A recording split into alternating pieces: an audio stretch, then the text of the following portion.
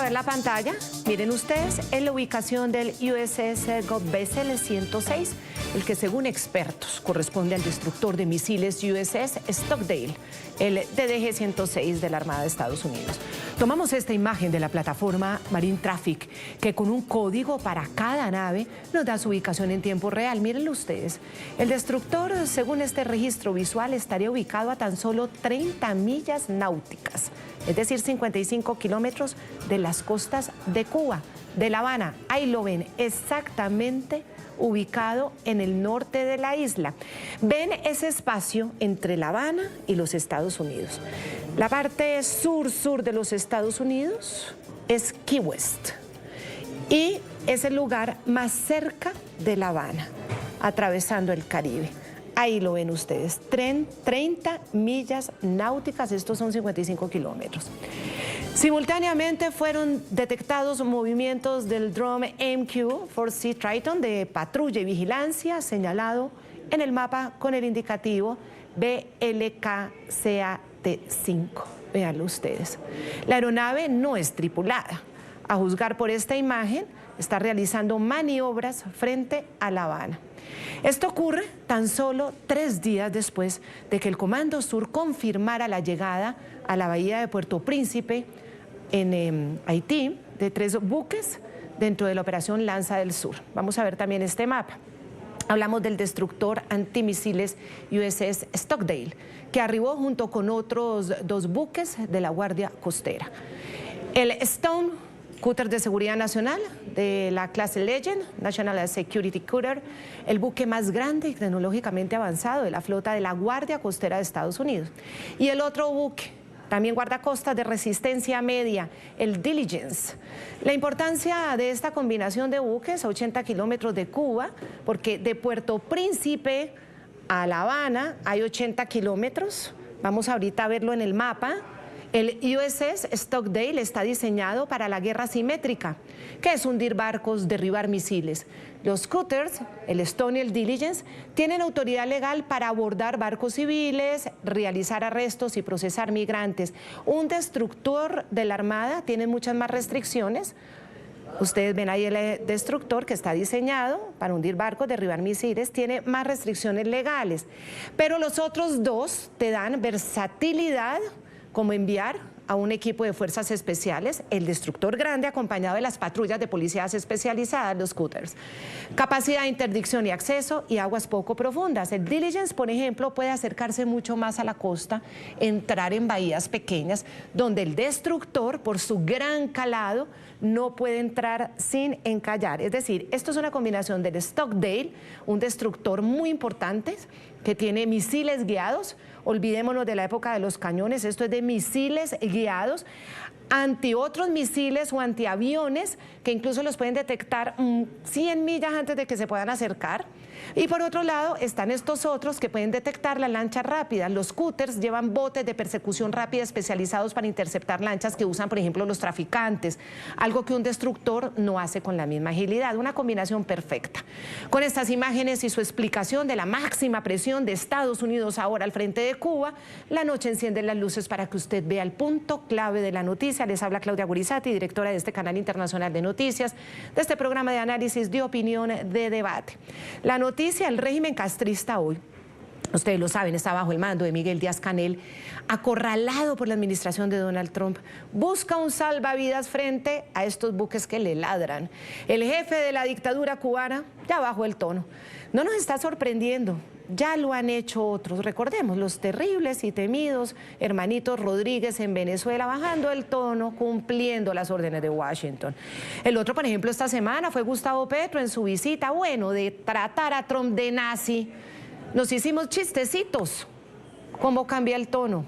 De jamás le daré la mano a alguien que apoya el genocidio, de tiene que estar en la cárcel, a le doy la mano haciéndole una venia. En fin, los tonos van bajando. El turno ahora es para Díaz-Canel. Dijo estar dispuesto a un diálogo con Estados Unidos y con los buques al frente aseguró de manera realmente ridícula que el diálogo debe hacerse en posición de iguales y sin presiones. No, tiene presión.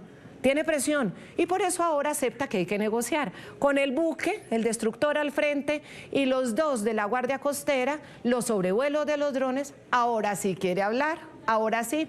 Lo que pasa es que ellos hablan de sin presiones. Lo que pasa es que esa presión, sin esa presión, obviamente, usted lo tiene muy claro, no hubiera bajado su tono. Cuba está dispuesta a un diálogo con los Estados Unidos, a un diálogo sobre cualquiera de los temas que se quiera debatir o dialogar. ¿Con qué condiciones? Sin presiones, bajo presiones no se puede dialogar, sin precondicionamiento, en una posición de iguales, en una posición de respeto a nuestra soberanía, a nuestra independencia, a nuestra autodeterminación, sin abordar temas que laceren y que podamos entender como injerencia en nuestros asuntos. ¿Qué diferencia ese tono al otro, al que estamos acostumbrados, al de todo el poder lo tengo, al de puedo hacer con la gente lo que quiera?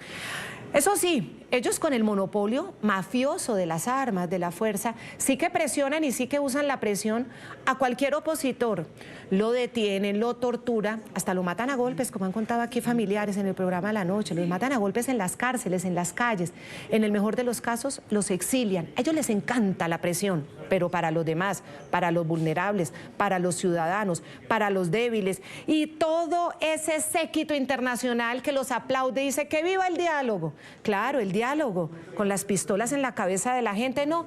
Ahora sí equilibra porque vienen los buques y se sienten amenazados. Es decir, ya no solamente tienen el poder ellos contra los vulnerables, sino que ellos están en una posición de desventaja frente a los buques de Estados Unidos. Y ahí sí bajan el tono, ahí sí piden dialogar.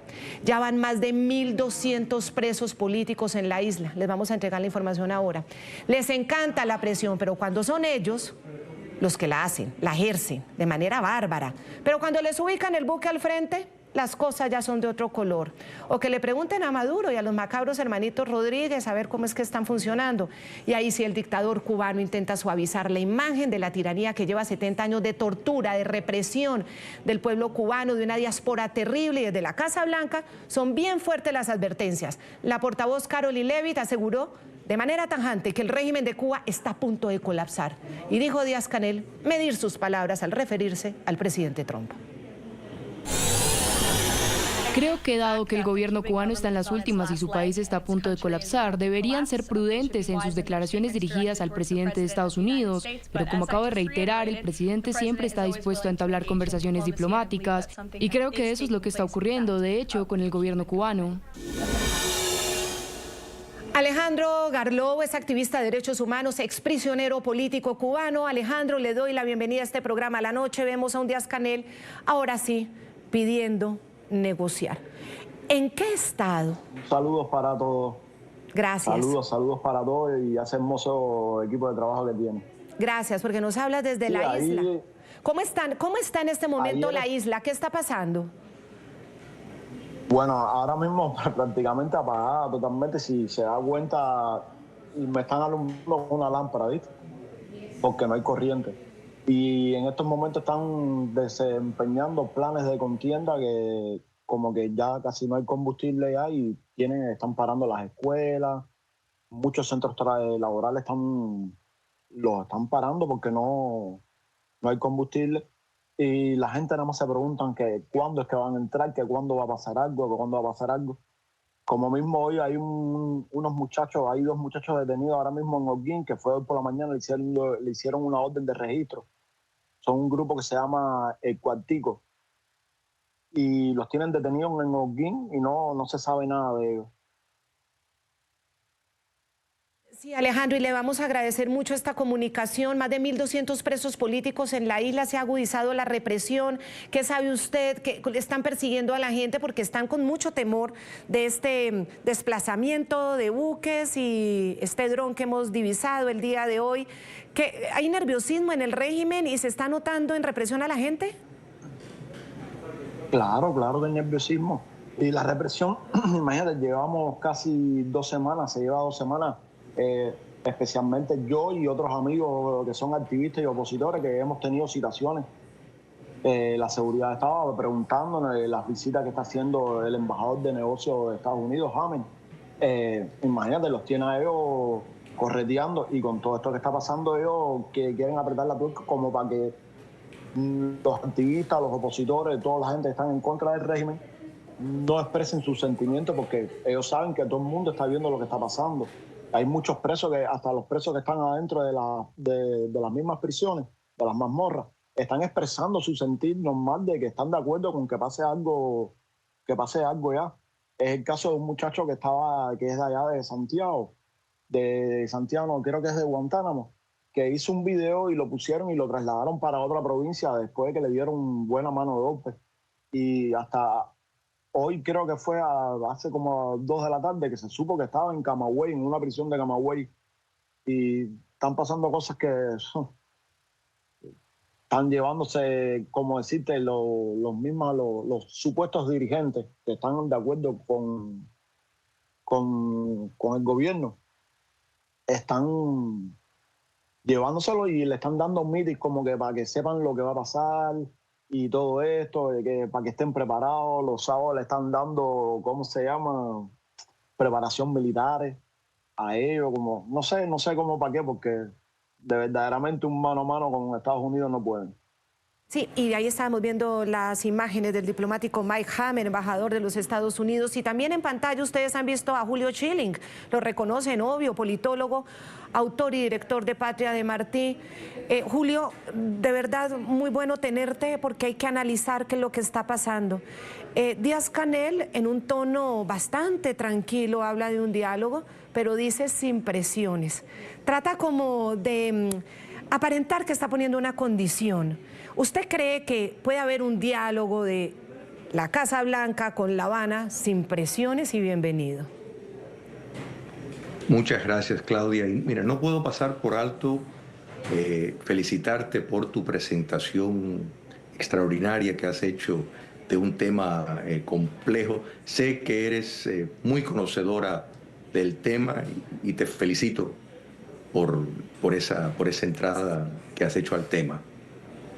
Tenemos que entender, primero, que esto no es una negociación de iguales, ni siquiera se puede equiparar moralmente, ni en ningún sentido, entre la dictadura castrista y los Estados Unidos. En cuanto a la soberanía, Cuba perdió la soberanía popular hace mucho tiempo. O sea, el castrocomunismo, desde su infancia, desde las montañas, dependió de la inteligencia soviética para desinformar acerca de sus contactos con la Unión Soviética. Fue básicamente un mantenido de la Unión Soviética hasta el desplome, y a partir de ahí fue sustituido por el petróleo venezolano, dinero del narcotráfico, inversionistas extranjeros, mano de obra esclava con países dispuestos a pagarlo, de modo de que en ningún concepto la idea de una soberanía popular ha existido por más de 67 años en Cuba. Y los cubanos están viendo esto, como bien refleja el panelista que tienes desde Cuba, que el pueblo cubano está esperando la liberación que la demostraron hace par de años, el 11 de julio, donde cientos de miles de cubanos salieron. Y lo que estamos escuchando desde La Habana es el discurso de barricada que hemos escuchado a través de casi 7 décadas. Y en este caso, los Estados Unidos parece estar totalmente ignorando ese tipo de pronunciamientos de falsedades, de mentiras, de querer llevar a Cuba a un primitivismo, cuando hay un puñado de familias que se han beneficiado del saqueo que se ha llevado a cabo en Cuba. Los Estados Unidos ya ha tomado una decisión en cuanto a barrer al socialismo del continente por su conexión con el narcotráfico y por el enorme daño que le ha hecho no solo a los países latinoamericanos, y estamos hablando de cientos de miles de personas. Colombia conoce muy bien por todos esos muertos, el aporte de Cuba comunista a esos muertos por el apoyo que le han dado a las FARC, a la ELN, al M-19. Y no hay un país que no pueden decir los venezolanos que Hugo Chávez logró implantar lo que llevó a cabo y los crímenes de lesa humanidad gracias al castrocomunismo. No hay un país en América Latina que no haya sufrido y no tenga víctimas atribuido al trabajo sucio que la dictadura de La Habana ha llevado a cabo. Hasta los Estados Unidos. Los grupos de terrorismo doméstico ya oficialmente categorizados como tal han tenido y tienen vínculos con La Habana. De modo de que ya los Estados Unidos está siguiendo una política de buscar esta limpieza. Y como tú bien señalaste, antiguos aliados. Podemos añadir a esa lista Lula da Silva, que justo con el difunto tirano Fidel Castro, pues engendraron el Foro de Sao Paulo, que representa el modelo dictatorial que se incorporó y tuvo éxito lamentablemente en Venezuela, en Nicaragua. Tras la caída del comunismo soviético, el propio Lula da Silva, respondiendo a una pregunta de una periodista brasileña acerca de la importancia o no de lo que estaba ocurriendo, pues dijo no, que eso no tenía importancia. Y vamos al próximo tema. Quiere decir que hay un abandono total de aliados que el comunismo cubano pensó contar y ahora ya se ve sola. Sí, y don Julio, mire, en el discurso de Díaz-Canel llamó mucho la atención una frase: Cuba nunca ha querido intervenir ni expandirse a otros países. Bueno, la historia demuestra exactamente lo contrario. Financiaron a las guerrillas en los 70s y en los 80s. Allá, como usted muy bien lo dice, tienen al ELN, toda la cúpula criminal del ELN, desde donde planifican atentados terroristas. Ahí los tienen protegidos. Intentaron invadir Venezuela, les salió mal, pero luego le invadieron a través del chavismo, con todas sus aparentes misiones médicas. Tanto quedó demostrado que la seguridad de Maduro, su círculo, tenía 100 agentes cubanos. Frente a esta bajadita de tono, que es que la quiero resaltar, porque es que la carita era de asustado, porque además hay un antecedente que lo vamos a ver. Quiero que resaltemos un pedacito de la orden ejecutiva de los Estados Unidos, que es punto clave de esta noticia, cómo el régimen de Cuba representa una amenaza para la seguridad y la política exterior de los Estados Unidos. Veamos estos apartes de esa orden ejecutiva. Declaró una emergencia nacional con respecto a esa amenaza. Las políticas, prácticas y acciones de gobierno de Cuba están diseñadas para perjudicar a Estados Unidos y apoyar a países hostiles, grupos terroristas transnacionales y agentes malignos que buscan destruir a Estados Unidos. Esta emergencia entró en vigencia el 30 de enero.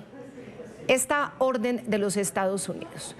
Yo percibo, y ayúdeme a entender esto, don Julio Schilling, que se están cumpliendo como los parámetros y el libreto, como se hizo tal cual en el caso de Nicolás Maduro. Es decir, legalmente desde los Estados Unidos se van cumpliendo los pasos necesarios para poder comprobar que efectivamente hay una amenaza a los Estados Unidos, que es lo que permitiría algún tipo de operativo. ¿Usted cree que lo están haciendo? ¿Se están preparando para un operativo finalmente que dé con el fin de este régimen que cumple ya 70 años? Totalmente, Claudia, es así. Primero, ya hay 2 encauzamientos contra el dictador Raúl Castro que el Departamento de Justicia lo pudiera activar. Está el acto Libertad, o sea, la ley Helms-Burton, que le da la potestad a los Estados Unidos también para tomar acción por todos los crímenes que el castrocomunismo ha cometido a través de todo el tiempo que han estado en el poder. Todo este movimiento que vemos refleja a una escala muy parecida a lo que vimos, como tú bien señalas, en Venezuela. O sea, son los preparativos para una acción que van a tomar. Y el castrocomunismo se cree que están en otros tiempos, o sea, manteniendo una posición de pretender negociar de igual a igual, y no se dan cuenta de que están negociando desde una posición de absoluta derrota, porque Cuba comunista sin petróleo del cual hay que recordar 80% del petróleo que entraba a Cuba era revendido en el mercado. No es que al negar el petróleo, pues por eso tenemos los apagones. No. Los apagones son por la preferencia del castrocomunismo de edificar hoteles y otras herramientas que pueden utilizar para el lavado de dinero si los Estados Unidos le dieran acceso al crédito porque tienen propiedades de ese tipo. Porque el 80%, repito, de todo el petróleo, el venezolano, el petróleo ruso que entraba, Cuba lo revendía en el mercado como una fuente de ingreso. Calcula que la producción de azúcar en Cuba en 1895 era más alto de lo que fue el año pasado. Del azúcar se puede derivar el etanol. Brasil le ha ido muy bien con eso. Cuba tiene que importar azúcar. O sea, el comunismo cubano, en eso muy parecido a todos los modelos socialistas, han escrito el libreto de cómo destruir un país, de cómo llevar a penurias inimaginables en una sociedad que en la era precomunista tenía uno de los estándares de vida más altos en el hemisferio occidental y comparado en muchos índices con países europeos. Así que la celebración de los Estados Unidos tomar partida en la promoción de la libertad es algo que no solo que ha tomado demasiado tiempo en llegar a su lugar, pero la realidad es que los Estados Unidos nunca debía de haber tolerado un régimen comunista a 90 millas de sus costas que ha servido solamente como una base para la subversión marxista a través de todo el continente. Ya en abril de 1959, o sea, escasamente 4 meses después, en abril, de haber llegado al poder, ya había una invasión en Panamá. O sea, instantáneamente ya empezaron y los asesores soviéticos empezaron a llegar al primer momento. A Venezuela fueron y Fidel Castro le presentó a Rómulo Betancourt la idea de, con él siendo el libertador, entre comillas, de América Latina, fue su pretensión, y Rómulo Betancourt entendió claramente que era un comunista, porque en ese momento Fidel Castro todavía no se había pronunciado oficialmente como marxista-leninista, y Rómulo Betancourt lo leyó a claridad y básicamente lo votó de su despacho. Así que esto viene desde muy lejos y al fin, gracias a Dios, estamos viendo un movimiento que va en serio. O sea, ya no estamos hablando de solidaridad democrática que por sí solo valdría la pena, sino en consideración de su propia seguridad nacional, estamos viendo un movimiento para producir un cambio de régimen en Cuba. Usted, don Julio Schilling, tocaba un punto que también es clave, punto clave de la noticia, y es el petróleo. Cuba requiere alrededor, dicen todos los expertos que hemos consultado, de 110.000 barriles de petróleo al día para su demanda energética, principalmente para sostener un sistema de electricidad absolutamente precario. De esta demanda, Cuba, según estimaciones independientes, produce internamente unos 40.000 barriles, por lo que necesita importar más del 60% del crudo, unos 70.000 barriles. Venezuela en el último año suministró a Cuba alrededor de 30.000 barriles diarios de petróleo crudo y productos refinados. Pero en lugar de suplir las necesidades del sistema eléctrico, y vamos a ver además todas estas cifras en pantalla, el régimen cubano ha revendido, atención, ha revendido y a mejor precio a mercados asiáticos cerca del 60% del crudo recibido, como lo advirtió recientemente un reporte del Miami Herald. Hace 4 semanas, el presidente Trump le advirtió a Cuba que ya no recibiría más dinero o petróleo de Venezuela y le recomendó llegar a un acuerdo. Venezuela ahora cuenta con Estados Unidos, el ejército más poderoso del mundo, con diferencia, para protegerlos, y los protegeremos. No habrá más petróleo ni dinero para Cuba. Cero. Les sugiero encarecidamente que lleguen a un acuerdo antes de que sea demasiado tarde. Muy bien, pero ya Donald Trump también había dado la orden, escuchemos ese momento en el que da la orden de no a Venezuela, bueno, la líder interina, la hermanita Rodríguez. Él ya le había advertido, dice Trump, que Cuba está a punto de caer porque no recibe petróleo de Venezuela después de la captura y extracción de Nicolás Maduro, y le pido a los hermanitos Rodríguez no enviar más petróleo a la isla. Y Cuba estará en crisis muy pronto. Cuba es realmente una nación al borde del colapso. Ya saben, recibían su dinero de Venezuela, consiguieron el petróleo de Venezuela, ya no lo reciben.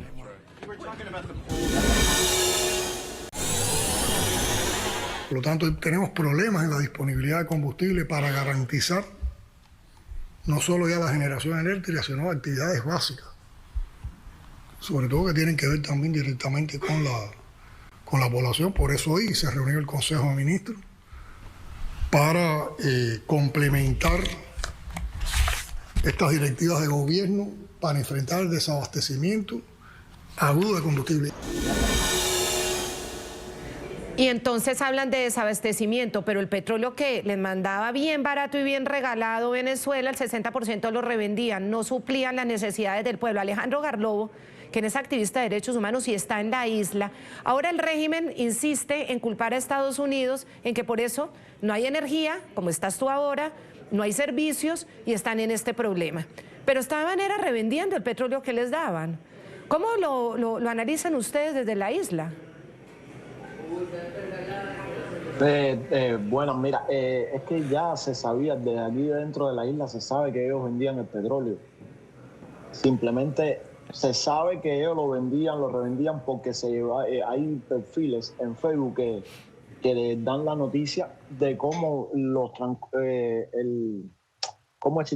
el camino que lleva a cada barco, la gente lo ven y muchos los han encarado. Ahora mismo, según ellos, no tienen combustible ni para las escuelas, ni para los hospitales, ni para nada. Prácticamente anunciaron de que el transporte iba a seguir como estaba. Es mentira, el transporte está parado porque no hay combustible. Ya hay termoeléctricas que han salido y otras que han entrado porque están con bajo consumo. ¿Qué quiere decir? Que cuando no tienen la cantidad de combustible necesario, esas van a parar. Es algo lógico.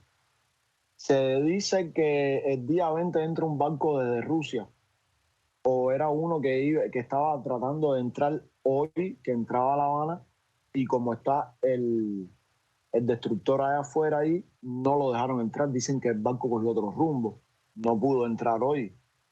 Y entonces todo el mundo aquí en la isla sabe que el petróleo lo venden, todo el mundo se ha quitado la venda de los ojos. Mucha gente que decía, no, porque el petróleo es... No, ellos lo venden. Y aquí, la isla aquí, ahora mismo, un litro de gasolina está en 1.300, 1.400 pesos. Y no hay, ni por dólares hay. Y gente dicen que sí hay, pero no hay. Cuando vas a las escuelas son inmensas, kilométricas. No hay combustible. Pero para los militares sí hay. Para eso sí hay. Para reprimir. Para la máquina represora sí hay, don Julio Schilling. ¿A dónde se va ese 60% del petróleo revendido, ese ingreso? ¿En qué se lo gasta Díaz-Canel y el régimen castrista? Porque no precisamente en aliviar la situación energética de la isla, la gente que sufra, y todo ese dinero, ¿qué lo hacían ellos? ¿O qué lo hacen? Efectivamente.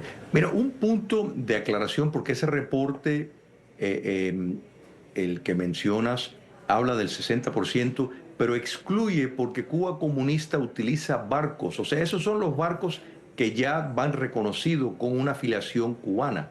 Pero Cuba utiliza también barcos de banderas de otros países registrados con otros nombres para minimizar su exposición de que está revendiendo en el mercado. O sea, la cifra del 80 incluye, esa cifra de nuevo de 60 omite esa otra parte que es parte de la estrategia de Cuba comunista para no aparentar de tanto de la realidad que están haciendo. Y es importante destacar que eso, porque uno habla fácil del petróleo que se ha mandado de Venezuela, pero esto ha causado enorme daño al pueblo venezolano.